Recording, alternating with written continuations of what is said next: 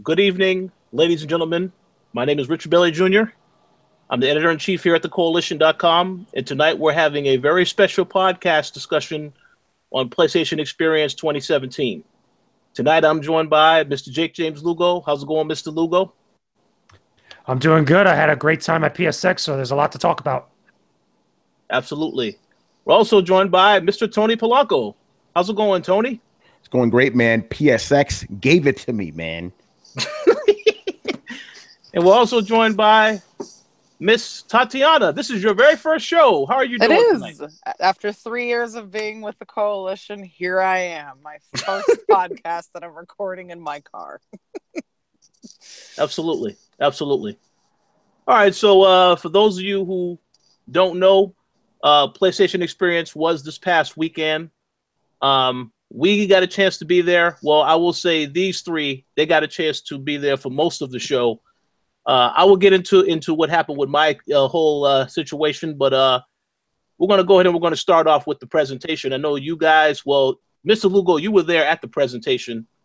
I believe that Tony and Tatjana were still trying to get to Anaheim at that particular time. So we caught the last part of it. Yeah, well, the thing is, like, we started watching the beginning of it on the phone, and we were like, "What the fuck is this?" So we stopped. we went back to the hotel. We still weren't exactly impressed, so we went to Denny's instead. You know, which I'm upset about because I wanted some Denny's. I'm just saying. My bad, son. I wanted that lumberjack slam. Is all I'm saying. Yeah. But I'll let it slide. I'll let it slide since I was at the presentation. So but yeah, JJ would obviously. The problem was at 9:45 p.m. They were like, "We're just getting started." I'm like, "Yeah, they started late." So yeah, I'm guessing JJ.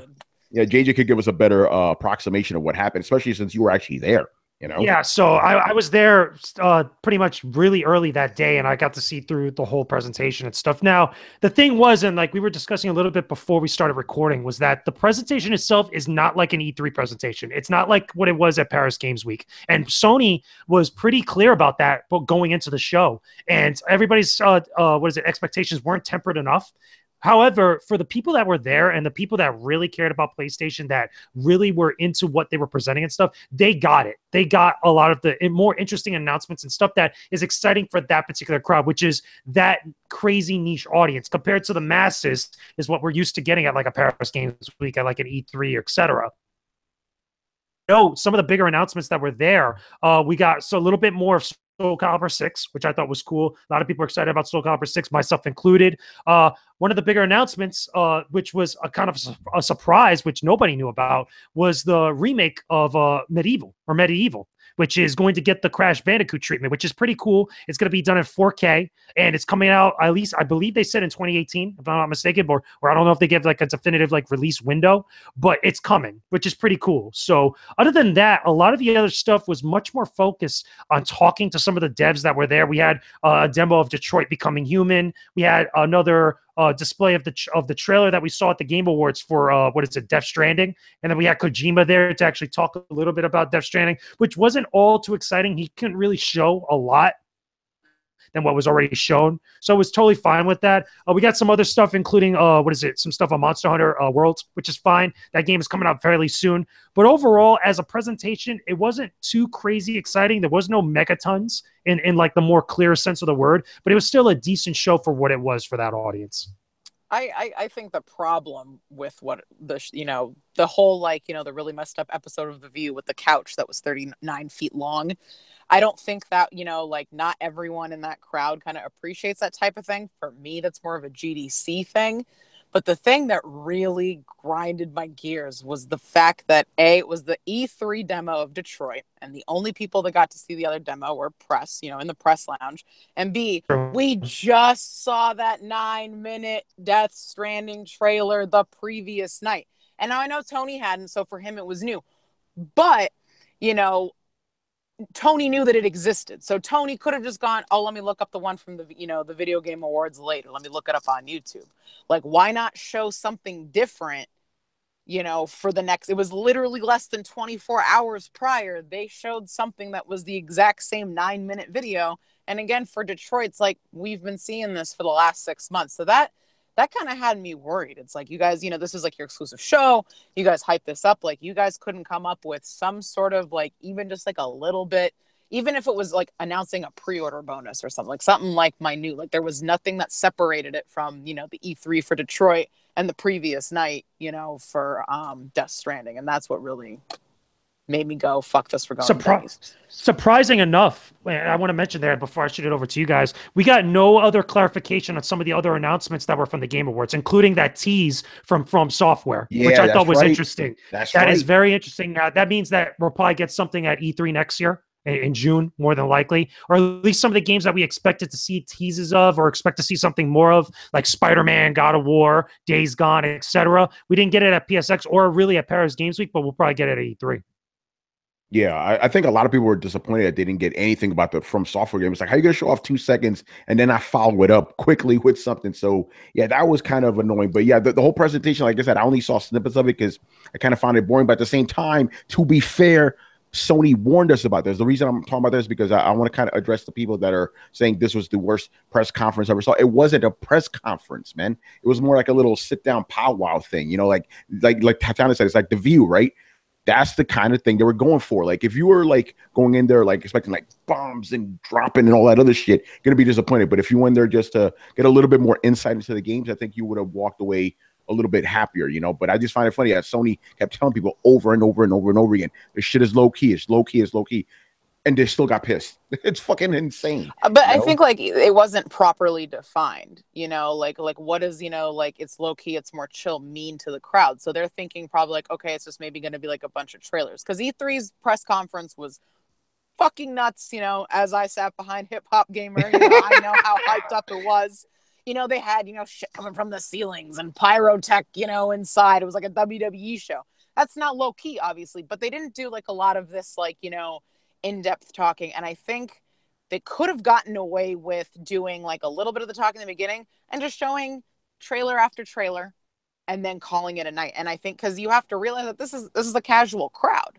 This would have worked better at E3 for people like us, the press, who are like, all right, let's get down and gritty with the details. Let's do a Q&A panel. For us at E3, I think that's great. But for like this, the more casual crowd, your super fans, I don't think that was quite the right approach. Or even, like I said, GDC, CES even, Gamescom, I think this format would work. But for like their expo with their super fans, I don't think this was necessarily the right way to go about it.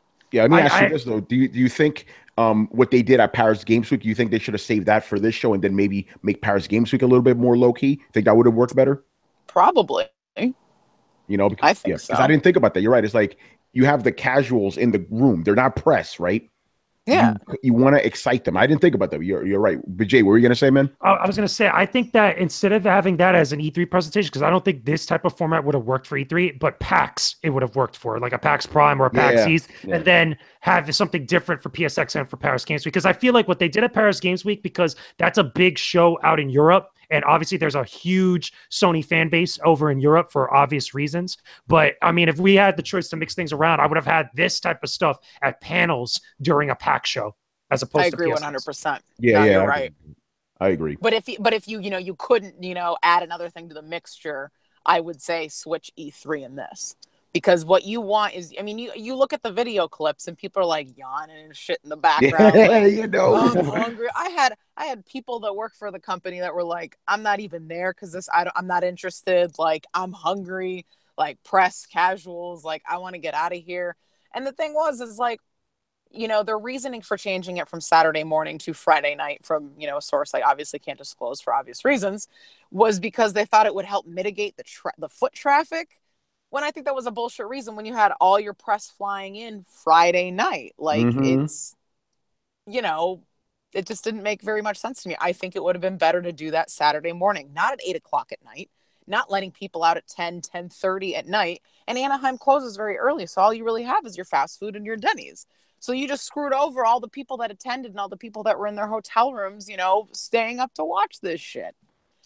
I think that was a bad move. Yeah, but I'm not complaining about the Denny's, though. I'm going to counteract the Denny's with a Roscoe's chicken and waffles. So I think Roscoe's is overrated. We're going to do a whole podcast on that. Me. We can do a podcast. Here's one thing we can't agree on. Here's one thing we can't agree on. Waffle House. Everybody loves the Waffle House. Everybody loves the Waffle House. Everybody loves the Waffle House because you know what you get with the Waffle House. But yeah, I think there's not really much more to say about the press shit. So what else are we gonna talk about next, Rich? Well, let me just say this very quickly, and then we'll talk about the whole show experience. The reason why I was unable to make the press conference is because, you know, there was a little bit of a snowstorm here in Atlanta. So in other words, maybe 1 to 2 inches, and of course the city shuts down because of that. So yeah, my flight ended up being delayed twice. And then after that, I was rebooked on another flight to Orange County. But initially, the date that they gave me wasn't the right date. So I had to get another flight and ended up going on a standby flight to LAX. So eventually I did get there on Saturday afternoon, but I was supposed to be there Friday night. So I was pretty annoyed about that. But I will say I did see some of the press conference. I also didn't understand why we had to see Death Stranding, that trailer again. But I guess it's okay. I mean, listen, Sony has had a great year in terms of what they've been doing in terms of software, games, etc. You have to expect that, I guess, that they may make a few mistakes here or there, and they have to learn from these things. So hopefully, I agree with what you guys said, that this wasn't really the right format, but hopefully they learn from this experience and they get better moving forward. But we'll see what happens. So going on to the show now. I know that we all had a chance to play quite a bit of things that we enjoyed. I basically wanted to talk to each of you about some games that you enjoyed the most during PlayStation Experience Weekend, as well as some of the other experiences that you had there. But first, let's talk about the game. So, Mr. Lugo, how about you start us off and let us know which games you enjoyed most during PlayStation Experience?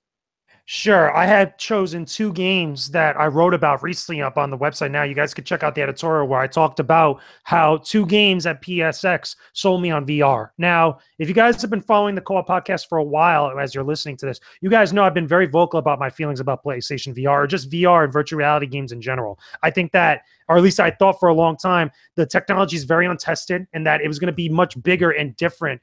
And it's going to offer different stuff outside of video games. Like, it's going to have better applications elsewhere. However, I have to admit, and what I wrote about in the editorial, if you guys go read it, is that I didn't really see the full picture because I haven't seen VR really utilized well in the right hands. And I think I found 2 games that were demoed to me at PSX this year that I feel like, okay, I'm in now. Like, I can totally understand now what the potential of VR can be like, or at least what direction they could go to make those experiences in PlayStation VR specifically something very special and justify owning that hardware. And those 2 games were Moss from Polyarc Games and Blood and Truth from Sony London Studio.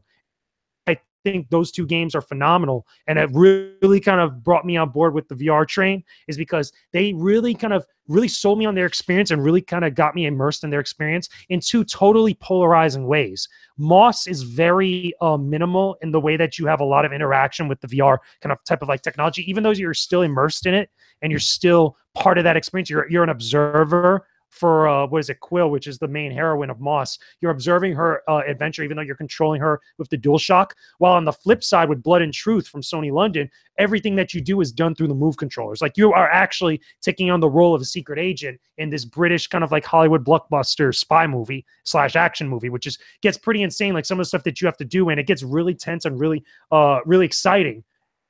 Now, granted, I only played small sections of both of those games. Obviously, there's more to each of them. And for all we know, when the final games come out, there could be totally different experiences and be subpar at best. But from what I saw thus far, it seems like both studios are going in a really good direction with that technology and with the experiences they're trying to offer. And they're 2 totally different things, yet they still achieve that same level of immersion for me that I thought was awesome. I have yet to get that from a VR experience. Granted, there were other VR games I played at PSX this year, including the Last Guardian demo, which is like a 20-minute or so demo that is still free even though you don't own the Last Guardian and stuff, as well as also Wipeout VR and a couple other VR games here and there, including, I believe it was Firewatch or was it the esports game? And I think it was Firewall, right? Tatjana, which one? Firewall. I'm sorry. Yeah. Firewall was another one there that a lot of people were talking about. But for me, it was both Moss and Blood and Truth that really did it for me. That really made me a believer in PSVR. So those are my 2 games I felt like were the best. Awesome. Yes. So, Tatjana, how about you? Which games did you enjoy the most at PSX? Well, for me, I think the number one was Firewall 0 Hour. They are actually, for those of you who don't know anything about First Contact Entertainment, they are a startup from Santa Monica. And they have done one other one. I think it's called like ROM Collector or something that was like an Oculus game. You know, former editor David actually knows a lot about it. His quote is up on their website. But a friend of mine has been working on the game for quite some time now, and you know, I knew nothing about it. He was like, "Oh, I wish I could tell you. I can't tell you anything," and it was a surprise to see him there. It was the first time that I had played more than a couple of minutes of VR. That, you know, when like the round was over, like the level was over, I had to like stop and take the headset off because it was completely immersive. I thought, like, you know, and you can check out my editorial that's live now. It's giving me like that 2017 like Counter-Strike, like, you know, that kind of format of games has been the same for so long. And I think with this, oh my god, I did not unplug my radar detector. Everybody ignore that.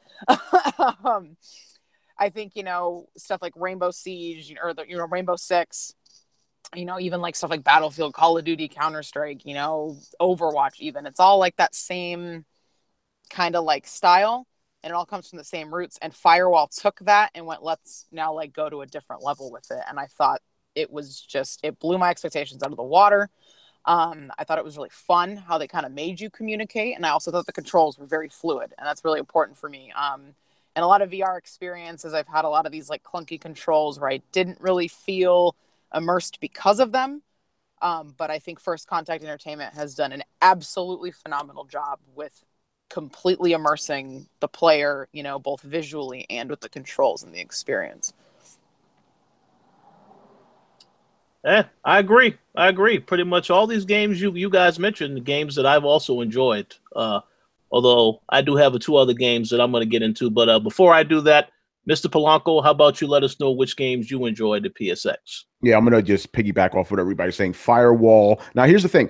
I'm not into VR games. I'm not into first-person games, like military first-person games, right? So when I saw people going, yo, you got to play. I'm like, yeah, you know, whatever, you know. But I knew the developers, right? Especially my man Adam Orth, right, who worked on Adrift. And I was like, all right, let me check it out. This shit was fucking crazy. Like this thing was so dope. Like I got really like immersed in it so much that I'm fucking like this is a small ass press room, right? I'm cursing and shit, like motherfuckers, get them in. Like I'm going ham. Right? And then like when I finished the match, I kind of like, oh shit, I was just cursing in front of all these people. I take my headset off. And everybody just had the biggest smiles on their face. I'm like, oh, thank God I didn't piss anybody off. But I got really into this shit. What I liked about it was like, because you were using like a peripheral as like a gun, right? And I feel that really worked well with VR because, like, you know, you could aim, you know, like with your hands, but you could also like, you know, turn around, look at you, you know, look around and shit. That was really cool. This game was so good. I had to play this shit twice. I played this shit on the first day, and that was the game, you know, day where I was like getting acclimated to the controls. Second day out, your boy was beasting, son. I was fucking everybody up. It was crazy. I was playing with Rich. Remember that shit? We fucked all of them up, son. Oh yeah, I remember that. that was awesome. I think too, like, to piggyback off of that, like, you know, like me, like walking around, spinning around everywhere, and you in a wheelchair as well. Like we both were able to feel immersed, and I feel like not every VR game can do that. And I think that's super fucking important that you and I were able to enjoy it the same amount and like adapt to the controls, that we didn't have to like, well, I mean, you know, I obviously ended up facing backwards, probably almost like face the gun, because that's what I do. But I mean, you were still able to do it, you know, in your chair and still have, you know, no difficulties, you know, playing at the caliber of the devs and stuff. And I think like that is super important. And I don't think all VR games are equal in that sense. Like they sometimes require like too much movement. And it's not even about like who's in a chair and who isn't. It's just like, it's almost annoying at that point. Like if you go, you know, past that. So I think they did a really good job with the controls on that. That's I'm glad you bring that up, because that's part of the reason I don't like most VR. Like they require too much movement. I can either move my hands or move my chair. I can't do both at the same time. But with this game, I could be in one spot playing my game, but it also works for anybody who's like, who doesn't just want to, you know, like let's say you come home from work, right? You're fucking tired and shit. You don't want to be walking, moving around. You want to sit down and play your game, right? So it facilitates everybody. Like you said, very important. And I had no problems with the controls at all. Like I just picked them up like that. With VR, there's always that weirdness. You know what I mean? Like either when it comes to the graphics or the controls, there's always that weird disconnect. None of that with this game, man. Like I said, I'm not usually good at these type of games, and I was fucking beasting. You know, it was very easy. And also for you too, I'm glad they had the left-handed controls. You could play however you want. You know, that's good. huge for me. And I think for the most part they have left-handed controls now. But even like, you know, let's just take like Overwatch for example. I can't like, you know, make, you know, the character hold it left-handed. Or even, you know, I think with Call of Duty games, I haven't played one since the one with Kevin Spacey or whatever. But, you know, there's just a lot of shooters and just third-person action games even where you can't switch that camera. And that for me is just always so upsetting because it you know, it almost screws with the connections like my brain is trying to make. And they did it flawlessly. They absolutely nailed it on the head. They nailed left-handed controls 100%. And not every developer that does left-handed controls, I can say that for. So that's a huge plus for me. Yeah, for sure. And then my other game, before I get to my other game, I want to give a quick shout out. And I know JJ will agree with me on this. 20XX, man. Me and him were playing that shit. We beasted definitely, that, son. Definitely. we did so good. We actually crashed the demo, which was funny because we got to play, I think it was like about 2 or 3 stages with it. It was co-op. And it's very similar. Again, if you love games like Mega Man X or you play Mega Man X Zero or anything similar of the sort, you're going to love that style of game. It's been on PC for a while, but it's pretty fun. It's pretty interesting. And it has a lot of little nuances that fans of those games are really going to gravitate towards. Yeah, for sure. So my next game, even though I love this game from back in the day, I still wasn't expecting much from it. Shadow of the Colossus for PS4. It's not even called HD or nothing. It's just Shadow of the Colossus, right? Wow, guys, they really went all out. This isn't just like the old game remade. This is like a complete remake, you know, like all new assets, everything. As a matter of fact, the developer told me they didn't reuse anything from the old game. Everything is brand new. And I really saw it when you see the Colossus's hairs, like the way they move, not only the way they move, but you could tell how some hairs are shorter, some are different colored than others. Amazing. And then the best thing is they updated the controls because even though I like the original game, the controls are kind of clunky. Even though you could customize them, whatever, they were still somewhat clunky. This shit felt nice and smooth. You know, the demo had 3 bosses. Tatjana was watching me. You know, I went right to the hardest one. I'm like, no, yep. I was like, I want that one, and I took that motherfucker out. It took me a while because, again, here's the thing: even though the controls are better, my brain was still trying to play it like the old game. You know, but after I got over that shit, oh man, it's so good.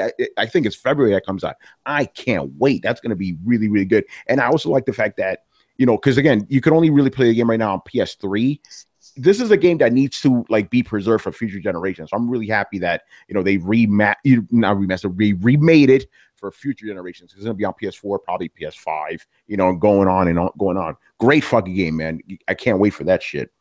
Were we supposed to pick 2 Quick question: games? did you get to play it in 1080p? Did you get to play it in 1080p? You asked me that because the developer asked me before I played. I was like, "Do you want 4K or do you want 1080p 60?" I'm like, "I want 1080p 60." And even they were, because the things, I think everybody chose 4K before me. So when they were looking at it, was running at 30. Yeah, they were like, "Oh wow, this game looks really good at 1080p." Even the developer said that. You know, Tatjana, what were you gonna say?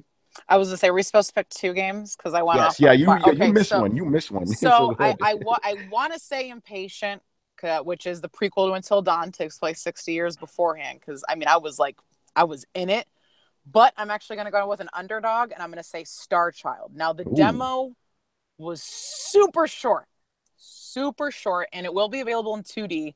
But the thing that got me about it is in VR, like the guy tells you, like, lean forward, like look at things, and the visuals of it and the sound design was just, I'm excited for it. I'm gonna buy a VR. I'm really sold on it. It was colorful, it was beautiful, the music was great.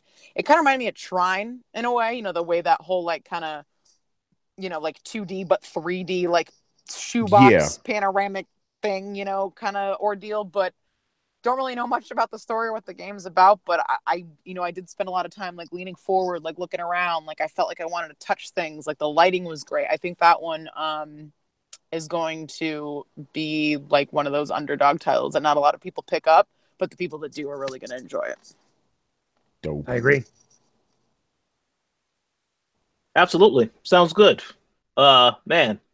So a lot of the games that you guys mentioned are games that I all enjoyed. I will say the one thing that I took away from this show is that the PlayStation VR, this is something that I'm really seriously wanting to get behind now because I see all the great games coming, and a lot of this stuff is exclusive to PlayStation 4 VR. So that's a great thing. But in terms of the games that I enjoyed the most, okay, I'm gonna give an honorable mention to at least one game. But before I do that, the two games I enjoyed the most: Detroit Become Human. Now Tatjana has already written a preview. It's on the site right now. This is the game that, you know, I didn't get a chance to play it at E3. I don't really recall why. I know we were pretty busy at E3. Even at the Sony show, I could have played it, but I just didn't get a chance to play it because I've been trying to avoid playing this game so that I wouldn't spoil anything for myself. But I mean, once you actually get a chance to play it, and of course we played the controversial scene of, you know, the little girl, the android, and the father who is you know, well, the drunken father, I'd say. I know that particular trailer caused a lot of controversy, unnecessary controversy, when it actually debuted, but just being able to play that and experience that, and then to see the multiple things that can happen, I was very much floored by all of that. You know, obviously we know Quantic Dream specializes in making these types of games, which really does make you want to play the game multiple times to get different outcomes. But just being able to play it, it looked fantastic, first and foremost. Having so many different choices to choose from was always great as well. And then, of course, as I've already said, the different outcomes that you can have. I mean, I was really I had to take a step back from all of that and really just realize just how fantastic the game is, how great it's coming together. But again, you know, I didn't want to play too much of it because I don't want to have a lot of stuff spoiled for me before I actually get the game. So, I mean, they obviously did have the two missions that you could play, the two brief scenarios, and I played just the one. So that was enough to satisfy me. But yeah, without a doubt, that was a game that I enjoyed the most at the show because of the possibilities, because I'm very curious to see how they introduce these other androids, how they interact with each other, how all their stories are connected, if they are connected. But yeah, they are pretty much connected, I believe, in some way, shape, or form. So I look forward to seeing how all of that is going to come together when it comes out sometime in 2018. They did say spring, but there is no confirmed release date yet. But we'll see. I don't think it's that far off now. I was going to say, with global warming, when is spring? Oh, when Does is anyone spring? know what? Yeah, when is spring now? I mean, it used to be like, oh, you know, like March through, you know, end of April, beginning of May. And now it's like, it's literally like 80 degrees in the middle of December in Los Angeles. Like, I don't know what spring is anymore. So who knows? Who knows when in 2018 we're going to get it? That's a good question. I have no idea. We'll see. Okay, I'm going to say my honorable mention right quick. I know this is a bit cheating because you guys all said too, but there's at least one game I got to say something else about. I played this game called Knights and Bikes. This is a game that is done by a studio that actually is a studio that was formed by some people that they did work on a couple of games. Trying to remember which game it was. I may have to check that real quick. What is it? Takeaway. Yeah, they did work on Takeaway. You know, the game that came out not too long ago on PlayStation. But pretty much, this was a game. It's pretty much a co-op adventure game where I guess you could say it's a bit of a coming of age story.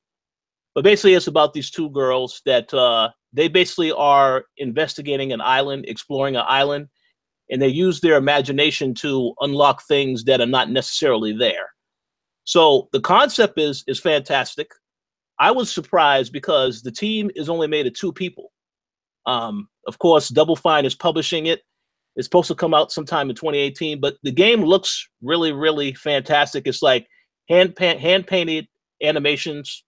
Everything in the game is hand-painted, and it looked fantastic.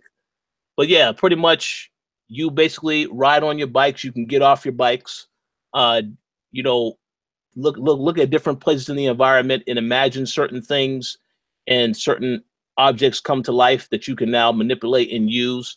But pretty much and there is some combat in there as well, you know, but you use stuff like water balloons, just little kiddie stuff that you would use as weapons. Frisbees also. So the game itself is an interesting concept. Obviously not a game for everybody else, but it is something that I think people should definitely keep their eyes out for. I am going to have a preview of this game very soon on the website, so definitely check it out if you are interested in it. But yeah, that game I definitely at least want to give an honorable mention to. And of course, the one game that was my standout game next to Detroit the whole show, it was this game called Crossing Souls.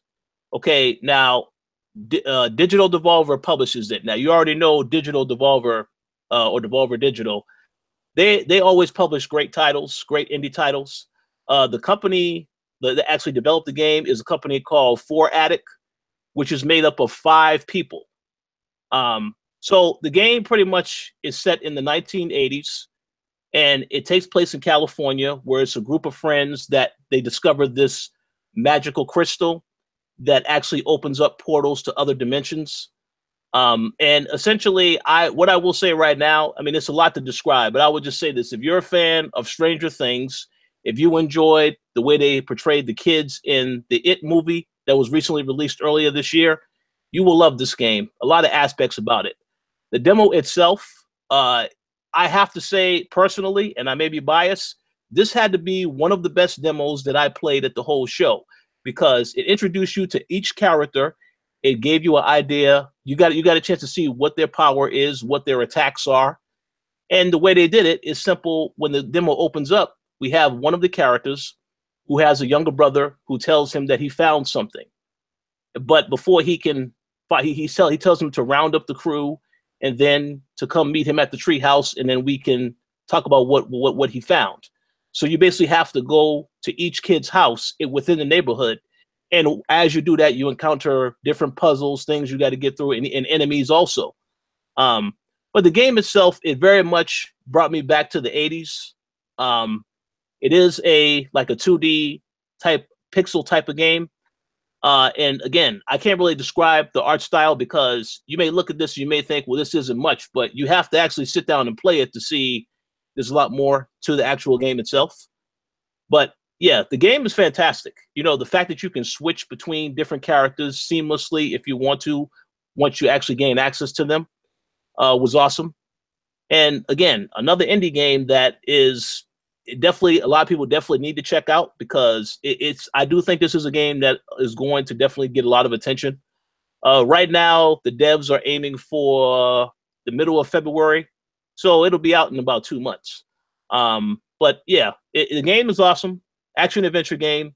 If you like 1980s themed stuff, because they also had animated like cartoon sequences in there as well. So if you was a kid who grew up during that time period and you also watch cartoons, you're also going to like this just because of certain stuff like that. But yeah, a lot of callbacks to the 80s, great characters, and just an overall great experience. So definitely look forward to that game. And I also will have a preview for that game done relatively soon. But yeah, definitely the games that I enjoyed most at PSX, just from a little bit of time that I was there, because I wasn't there for too long. So, okay, the next question I wanted to ask, this is probably going to be the final question I ask you guys. So basically, what are some of the experiences that you had at PSX? And if there was anything that you can say that you enjoyed about PSX more than the other shows, such as E3, what would that be? And Mr. Lugo, how about you go first? I have to say, for me, the experiences that were most interesting and the most kind of like random were like little like random appointments that popped up at the last minute for us. Now, we get a lot of appointments for all of us, you know, going into an event like PSX or E3 or PAX, etc. But this one in particular, this being my second PSX, this is the first time in any one of the industry events I've gone to where there was like appointments being made on site for me, which was kind of a new approach to stuff, which again, it's not recommended for everybody. But what was cool is that I got to play a couple games that I would have never known about had I not been told about it. And they came from the most unlikely sources, one of which was recently a TK Spotlight episode I did recently from OC Remix. One of the guys that's over there does the PR for a game called Tiny Metal. And I got a chance to talk with not only the director, but also the producer and the PR of the game. And got a private demo of the actual game, which is pretty awesome. So there was stuff like that. But also just walking around the floor, I could say that PSX is a very kind of like a visually pleasing and exciting show, because there's a lot of different, like, you know, very similar to E3, but even more so, where you get a lot of different displays. You know, Sony is known for their displays, their statues, and all the different stuff that they have by the booths where, you know, next to the game demos that you can actually play at. And PSX is always going to have like cool, crazy stuff like that. All the stuff for Days Gone, Spider-Man, God of War, Shadow of the Colossus, Monster Hunter, statues and huge displays that were there that were really cool to look at and really cool to take pictures with, on top of the games that were actually playable there. So for me, that's what I'm going to remember PSX by, besides all the different games that I played and the VR experiences I had, more specifically the Vertigo I experienced and a couple of the PSVR games that I had, including Shadow of the Colossus. When I played it, when you get to that section where you have the bridge, the Vertigo I felt was really like, you know, super real. It was like a real reaction that I had with it. So there's little things like that. But for me, this year's PSX, or just PSX in general, is always going to be about those displays. Yeah, sounds good.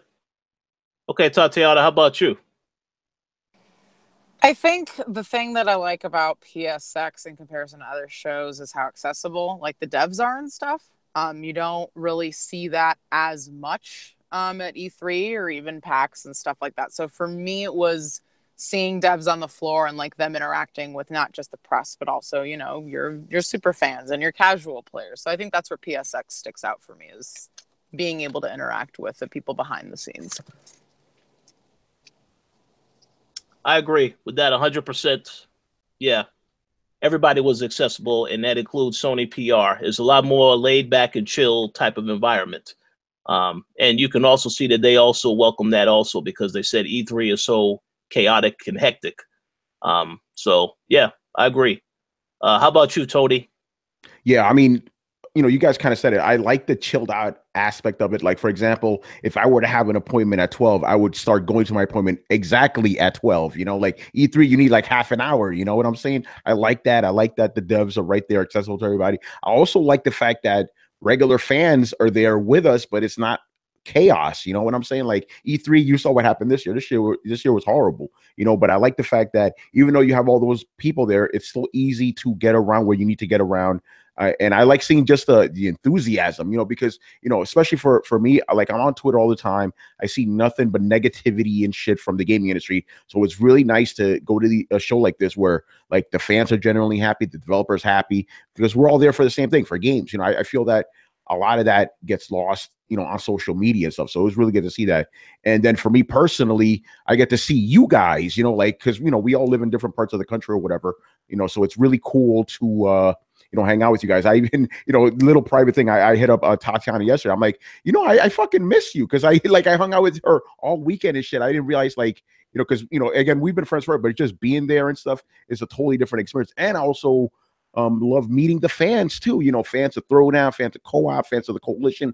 I love that shit, you know, and they get to meet us, we get to meet them. It's really, really good, man. I really like the show. The show is like PAX, because I really like PAX too, but a little bit better, because even PAX is like well organized as that is, it could be a little hectic too. But this one, at least for now, who knows what's going to happen in the future? It's very chilled out, and I enjoy that. And again, especially because you get to hang out with developers, especially at the Marriott, you know, afterwards, you know, chilling, son. Yeah, PSX is the shit, man. Absolutely. And I'm just going to piggyback off of what you said. I agree with everything you said, but especially agree with the fact that, yeah, the best thing about these shows is I definitely get to see all you guys, because yeah, most of our interactions are done online every year. You know, we always see each other at least at E3 only, at the most. So it was great to see all you guys again, as well as to reconnect with others that I've interacted on Twitter, whether it's Otaku Man 5000, Chris from the Greatness Awaits show. Yeah, just getting a chance to see all these people. And even people who I've seen on Twitter and interacted with, but I never met them at all for the first time. It's just an awesome experience to have that. So definitely some stuff that you definitely remember. But I will say this: at some point when we go to PSX in the future, perhaps we should reserve that final day to maybe go to Disney or something, because Disney is right there after all. But you can walk to Disney, literally, like across the street. So I have an annual pass, so if y'all want to go, we can go. But it's actually, just a tip, not just for us, but for our listeners. Like, if you're, you book a hotel, check with your hotel, because like even the hotel we stayed in, Tony, like they had really good deals that you can't get at the park. So Disney pro tip: always look at like Groupon and like your hotel, because there might be deals that you'll miss out on. Oh, very good, very good. Yeah, we're gonna put the hats on and shit, right? We go. Exactly. Yeah, definitely. Good advice. So, is there anything else that you guys want to say about PSX before we wrap up tonight's show? I think Sony needs to just be done with the app. The whole, I had this issue at E3. Yes. Oh my God, get rid of the app. Please. The app is fucking garbage. If y'all want to stand in line for 4 hours to play a game, fucking let them. I remember, my boyfriend and I were at E3, and he was able to get an appointment for something, but I was not. And press was not accessible. And luckily, he was nice enough to give me his appointment. But it was like, why do I have to fight with a fucking app? And here's the thing, too.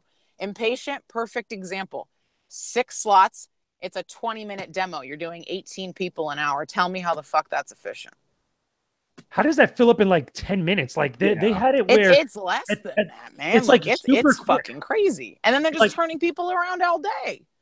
Like right when it goes open and they tell you a specific time on the app where you are able to kind of like set an appointment, to go play the game and stuff. All of a sudden, immediately as soon as that happens, everything's already full. And it's not just one section, like one grouping of games. It's the entire thing. Everything. And like the Disney Fast Pass thing is, similar to that, but that shit actually works. And I think maybe I can count on one hand where I haven't been able to get something because it was like a special event and everyone's camping it. But for an event like this, it's like you have all this room.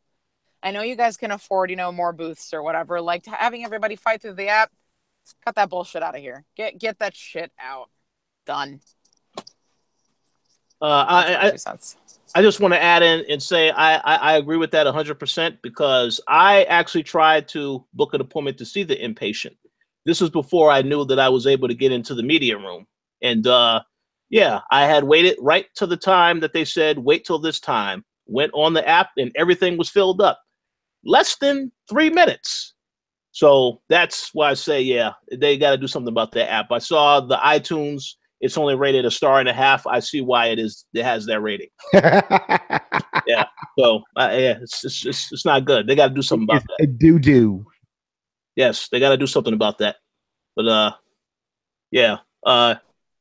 also want to add, I definitely see Tony's propensity of saying the word son. Okay. Yes. Now that it's been pointed out by someone at Sony PR.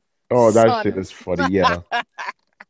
Yeah. Quick story, because I went to this. Cause again, Sony's awesome. They had this little like private event for like accessibility and all that, right? And I was invited, and I was talking to this one dude, and he handles like, okay, if you call Sony, right, and you having problems with your PlayStation or whatever, he handles that shit. What is that called? I'm forgetting the fucking name of it, but it's like customer support, something like that, right? But he handles customer support for people who have like, accessibility issues or whatever. So I'm talking to him, and he goes, "Yo, my man, you're from New York, right?" I'm like, "Okay, what gave it away besides the fact that I have an accent like you're?" And I'm quoting this man, "Your propensity for saying the word son." Which is hilarious. We were talking about that at dinner at one point. It was just like, wow, it's so true.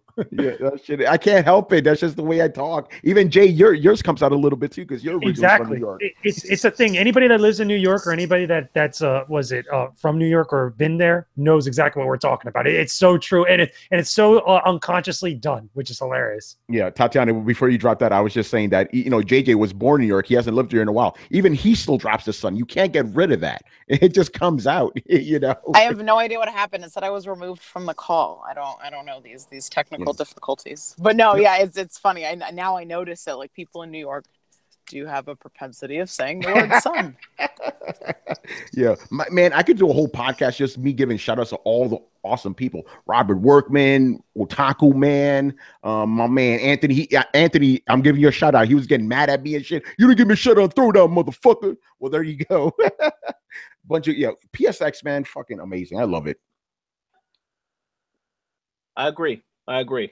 And since you started that, I'm going to have you all give your shout outs. Mr. Lugo, you have any shout outs you'd like to give? Yeah, there's a lot. I mean, I'll try to condense it because I saw a lot of people at PSX, which was cool. I met a lot of new people, you know, PR wise and regular people wise, which I thought was pretty cool. But big shout outs to everybody out there that had games on display at their booths that allowed us to go up there and play some of their games, which is pretty awesome. Again, we appreciate you.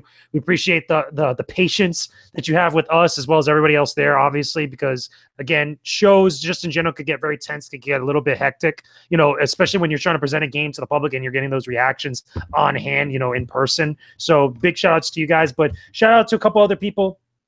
So, which Tony mentioned before as well. Shout out to Robert Workman, DCD. Shout out to Taco Man 5000. Shout out to Mike Martin, who also helped organize the Capcom Cup. He just got hired by Capcom not too long ago as a community manager over there. Nice. And he helped make that happen. So, big shout out to him. And it was his birthday today. So, I got to give a big shout out to him on that. Big shout out also to Malik Forte. I saw him walking around the floor. Going over there playing some games and stuff. He was wrecking people, I heard, in Street Fighter, as far as what he was telling me. But besides that, shout out to all you guys, obviously, that I saw you, all of you at PSX, which is pretty awesome. Again, like Tony mentioned earlier, we only get to really see each other like maybe once, twice, maybe 3 times at most a year, you know, if we're lucky, because of the different events, because we're all over the United States and stuff. And finally, big shout outs to Sony for having a good show overall. Despite the criticisms, despite, you know, whatever feelings that we have about the show in general, little nitpicks here and there, we still had a fun time. We still had a great time. And I definitely want to go back again next year. Absolutely. Okay, Tatjana, you have any shout outs? Yes, my favorite reps over at Sony. Well, I guess one of them's not really rep anymore and the other one's a DM. But Craig, James, and Eric. Otaku Man for many reasons that we all know. Random homie Tim, whoever you are, even though you random one. dude, my man. My random dude Tim, my man, even though you on one. Thank you. Sam Thompson. You know, my homegirl Megan and her boyfriend Dirk for coming out and hanging out with us. That was real fun. You know, you guys. Yeah, and everyone else that I met there. There's a lot of names, but those are my peeps. Absolutely. Tony, you had any other shout outs, or did you already say everyone? I got to give a shout out to my man Gio Corsi. I want to show you guys this. This fucking hat is awesome. Look at that shit. And apparently, my homegirl Jackie Collins, she was telling me that this hat is not for sale. This is only given to Sony staff, right? So Gio was, you know, hooked me up with this. It has some ridges and stuff. Dude is cool. I want to give a shout out to Sam, who Tatjana's been telling me about for years. I finally got to meet him. Cool dude. He really does look like Gandalf, you know. James was dope.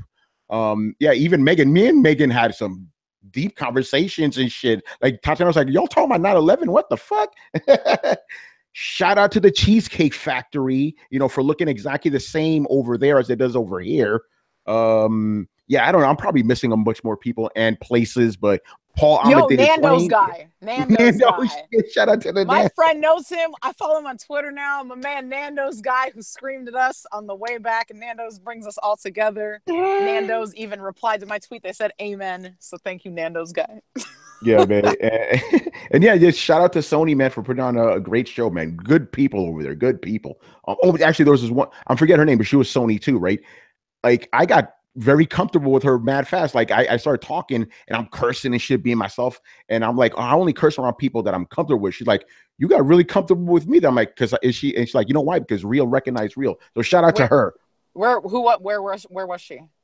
She was in the accessibility thing I went to. I have her business card here. Let me see if I have. Yeah, but she was cool. But again, like, because I just like instinctively knew she was real, so I just started talking like I talk.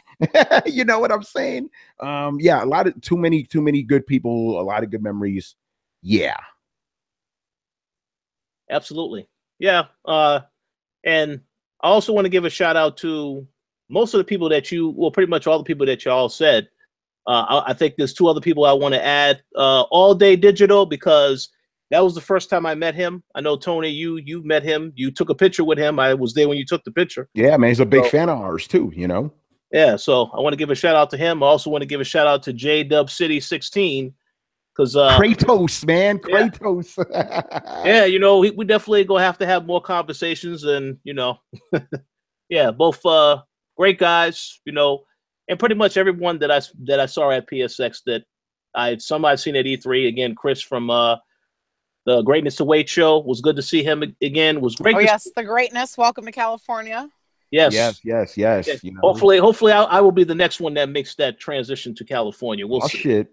We'll see, man. That'll be awesome. I also want to give a quick shout out to Aram, you know, who's always our friend over at Sony, you know. Yes. Awesome dude. And I also do want to quickly give a shout out to Kratos too, because he paid for my lunch on the last day. So thank you for that. That was both lunch and breakfast for me. So thank you for that.